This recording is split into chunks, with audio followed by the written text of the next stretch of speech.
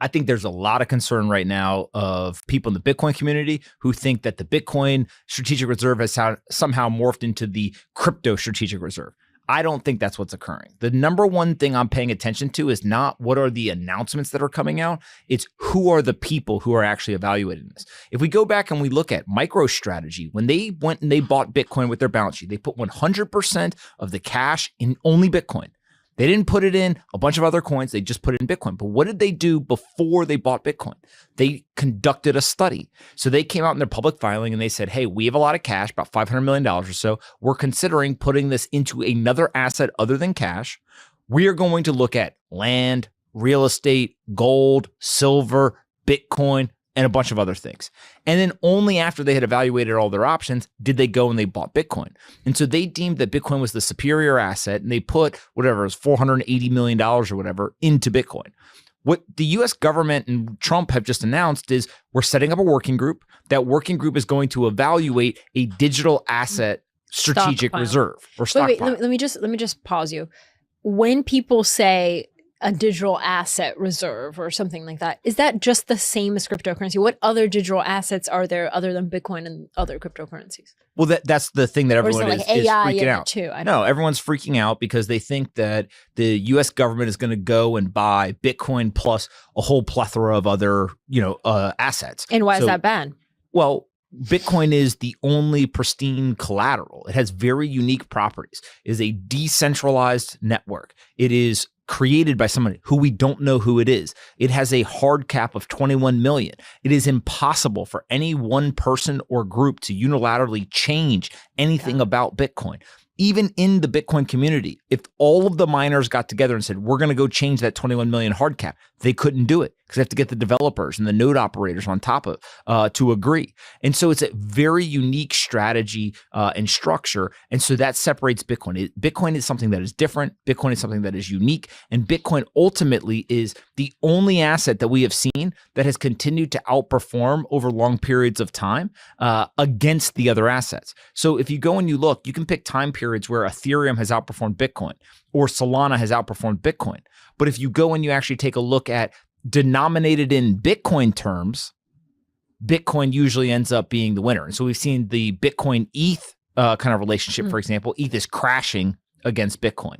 And so I think that the strategic reserve or the stockpile, whatever you want to call it, the key to this whole thing is not how high can the price go. The key to it is what is the most resilient asset that we can put on the balance sheet of the United States of America that it will still be here in 20, 30, 50 years. If you think about gold, the reason why it is so attractive to put in these reserves is because 1 ounce of gold is equivalent to the price of one fine man's suit. It's been true for all of history, and it continues to keep pace with inflation and the currency debasement. Bitcoin is very similar. It is digital gold. And so I think that people are obviously worked up about this, but everyone take a deep breath, calm down. Nothing has happened yet. The working group that got set up has been tasked with going to conduct a study. And what I believe is going to happen is that study will conclude that they should set up a strategic Bitcoin reserve. Do we know who's part of the working group? There's some people like David Sachs, who is the crypto and AI czar, that are part of this. Bo Hines is part of it. But then there's a bunch of roles that we don't know yet who's going to fill those roles. And so when you go and you take a look at this situation, if the conclusion of the working group study is, hey, the United States should buy Bitcoin and establish a strategic stockpile, then all of this kind of hoopla around this will drastically be a kind of wasted effort. And so it's important that people say, look, I think it should only be Bitcoin, but also don't jump to conclusions and think that it's going to end up being other stuff yet, because I just don't think the people involved are going to do that. I do not think that Donald Trump, his kids, other people in and around this are going to go and put some random meme coin or whatever into the strategic reserve. I think they're very focused on Bitcoin. And what if they do? Would there be an uprising of the Bitcoin folks? Look, how do you say that word? The government does things all the time that are directionally correct, but the details are off. So I think that it's a very complex situation. If the U.S. government sets up a strategic crypto reserve, not Bitcoin, and Bitcoin is in it, on one hand, I think Bitcoiners will be happy that Bitcoin is in it. but they will be disappointed that there's other things in it. And so, what really we're watching here is we're watching a separation. This is a perfect example. In my mind, this is my personal opinion, Bitcoin is something that is very different than the rest of the crypto market. Bitcoin is a commodity. It's a true store of value. It is digital gold. You would never compare gold and Amazon stock, but the rest of the market is more akin to tech stocks, right? You're betting on projects. You're betting on various things where people are participating in order to create value. And so the US government is not ever putting tech stocks in their reserve. Right. And so I think that's where you can look at crypto. You can say, hey, crypto, they're all tokens, right? And they should all go together. Or if you really do the work and you understand Bitcoin is something very different than a plethora of these other assets. Doesn't mean that the assets are bad. Doesn't mean that those communities are wrong. It just means that for the use case or the problem set of a strategic reserve, the US government doesn't put equities in there. Yeah. What they put is they put things like gold.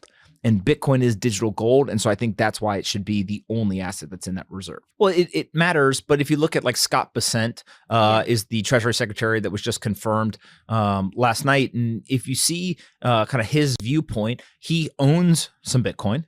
Which I think is important. Like pretty much everyone around Trump owns some Bitcoin. So if you look at Tulsi Gabbard, if you look at RFK Jr., if you look at a Tucker Carlson, if you look at a Scott Bessent, if you look at Howard Lutnick, if you look at his kids, right? Like everyone around David Bailey, I mean, they all own Bitcoin. And so I think that Scott Bessent stepping in. Now, Scott Bessent also doesn't think that the US dollar is in danger of losing its global reserve status, right? He doesn't see a need to, I think Scott in particular doesn't necessarily see a need for a strategic Bitcoin reserve. So it's kind of interesting where he holds it, but he's like, look, I don't know if I would go that far, right? But these are the things that people are talking through, because maybe the president has the ability to unilaterally do this. And that sounds great. But there are trade-offs. There's opportunity costs. There's damage that you can do to relationships when you just come in and you do things unilaterally. And so a lot of politics is about consensus building. You want everyone bought into the plan. And part of building a plan and getting consensus is showing them we've done the work. We have the working group. We did the study. Okay, here's everything of the findings. Does everyone agree? What do you disagree? Let me hear you all, right? And then you go and you do it. Yeah. Now, there's a lot of things where that actually is just bureaucracy and you should get rid of that. But on this specific situation, I think that Trump is going to get this done. I do think that it will be Bitcoin only. And I do think that he is going to be able to build some consensus. And if he's able to do that, it may actually, even though it takes longer, be a better plan. Because right now, if he unilaterally did it, probably what it would be, hold the 200,000 Bitcoin on our balance sheet, don't sell them. That's it. We're not going to buy more, but we're just going to hold the 200,000. But if you go through these processes, right, and you kind of go through that working group and the study, maybe at the end it is, let's hold the 200,000 and let's aggressively buy more Bitcoin. Yeah. Right. So we may actually get a better outcome at the end if we wait. Now, again, maybe not. Maybe actually the answer is we get, basically an index of the top 100 coins put into a strategic reserve. I think Bitcoiners would feel very let down from that happening. But I think maybe I have a more optimistic lens and try to understand, hey, the process is playing out in a certain way, probably because there's consensus building and kind of politicking going on, more so than Trump's done a 180. He's not going to fulfill a campaign promise to the Bitcoiners and he's going to go do something else. Do we know when the conclusions of this study will come about? I don't think I saw a date of, hey, where the study will be done by this date. But Trump did, I think multiple times on the campaign trail, if I remember correctly, say, I want to get this done the first 100 days. And so, he's 1 week in, right? Yeah. Technically 1 week in 1 day. And so, you already got almost 10% of that 100 days gone. So you better get on it.